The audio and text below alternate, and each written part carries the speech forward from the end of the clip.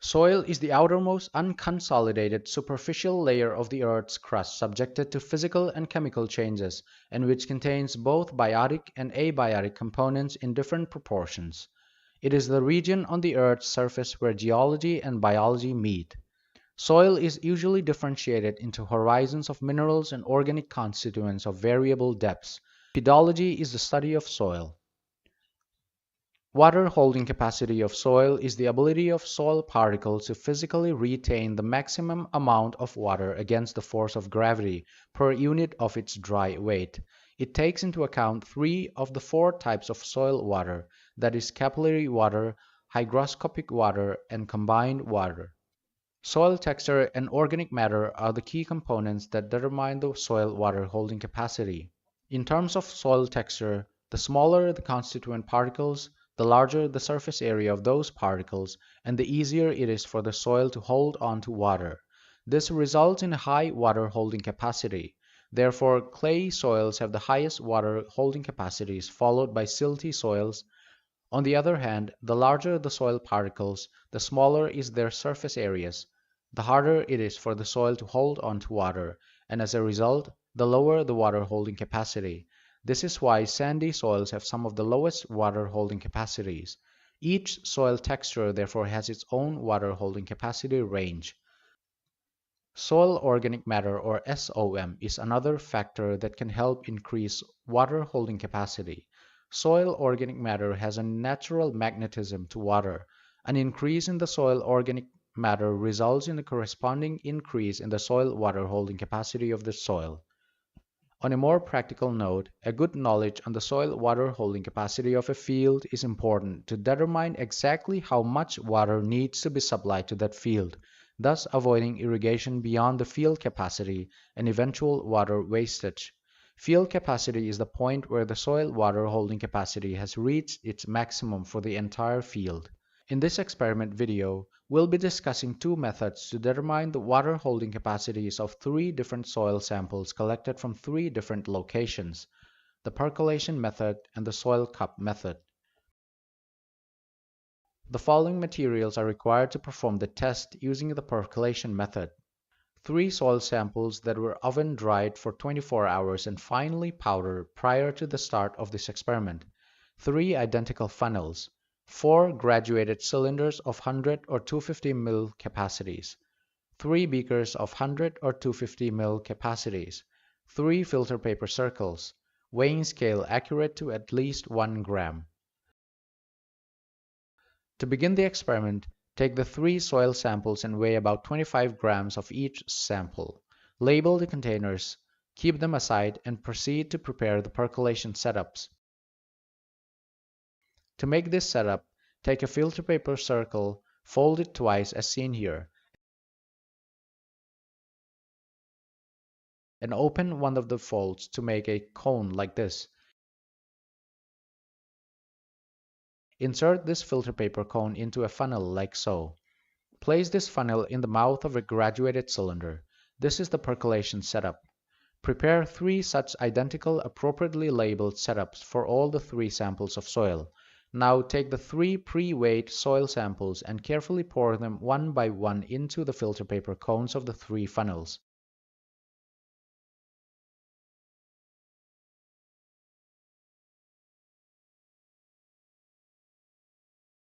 Now introduce 50 ml each of water into three labeled beakers.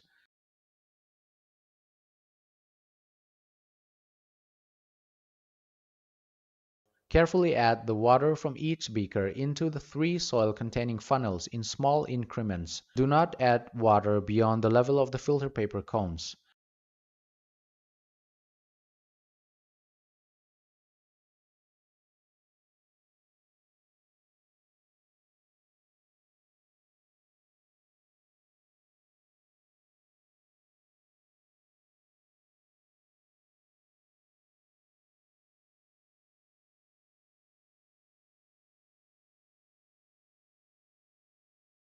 As you keep on adding water, it will eventually seep through the soil samples, trickle down through the funnels, and get collected in the graduated cylinders. Once all the water contents of the beakers have been poured into the funnel, Leave the percolation setups undisturbed for several minutes until no more water trickles through the stem of the funnel and the soil samples get completely saturated with water. Now measure the volume of water collected in each of the 3 cylinders. Tabulate your observations as seen here. Do the math and determine the water holding capacity of each soil sample in terms of percentage. We can see from this experiment on 3 soil samples that sample 1 has a water holding capacity of 80%, sample 2 52%, and sample 3 84%. From the data obtained, we can conclude that soil sample 3, which is a paddy field soil sample, has a maximum water holding capacity of more than 80% and can therefore be considered to have more of a clayey character. Sample 2, on the other hand, has the least capacity of a little over 50% and can be considered to have more of a sandy characteristic compared to the other 2 samples.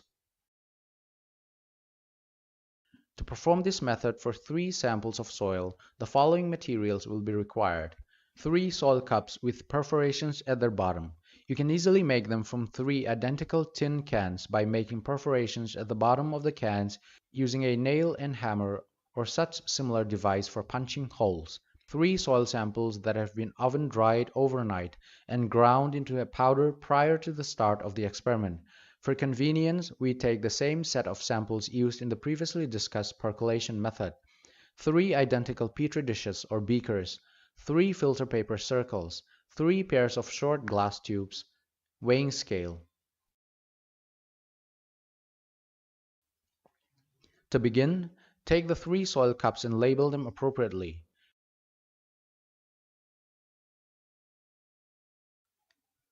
At the perforated bottom of each of the soil cups, insert a sheet of filter paper each that have been pre-cut to perfectly fit the bottom of each cup as seen here.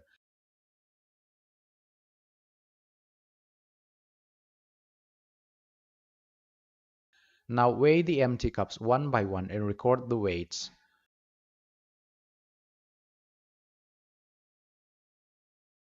Also weigh 100 grams each of the 3 oven-dried soil samples.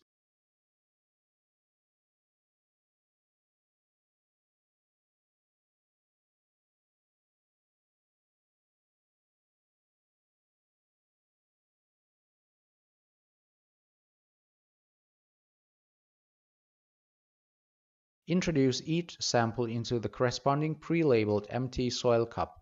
Gently agitate and tap the cups to allow a uniform distribution and packing of the soil samples in the cups.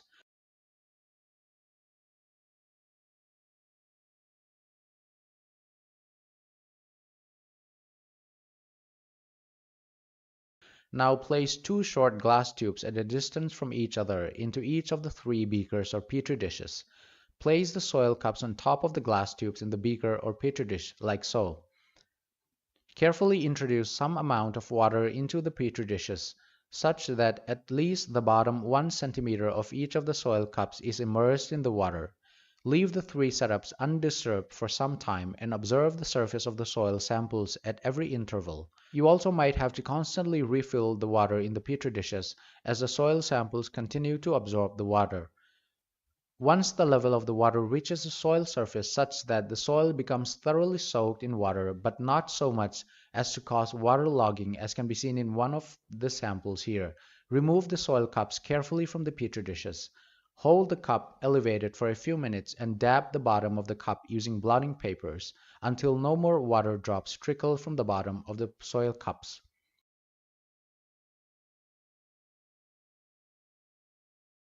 Once excess water has completely drained, weigh the soil cups again and record their weights.